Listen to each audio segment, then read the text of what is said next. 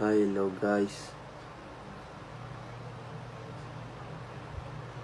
Medyo na-stress na ako guys. Mga namaba sa akin, mga nagbabanta sa akin guys. Hinahanap ko na si Manong Rider para matapos na yung problema. Wala na yung mga mambabash. Napatawad pala sa'yo, Manong Rider, sa nabasa ako. Ako po humingi ng paumin sa inyo.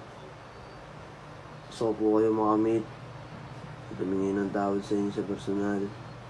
Yung nagawa ko. Tawarin niyo po ako.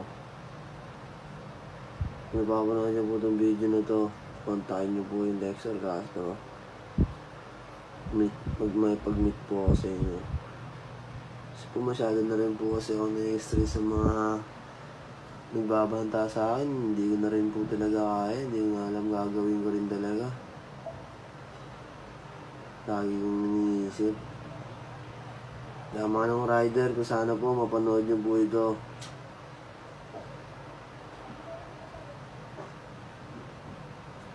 Mapanood niyo po itong video na to. Kaya comment po kayo dyan. Kontakin niyo po yung Dexter Castro. Ako hihingi po ako ng paumanin sa inyo sa personal. At hindi lang po yun, bibigyan ko rin po kayo ng helmet. Pati kapote para po sa inyo. Wala pong bumbalubag-lobog dun.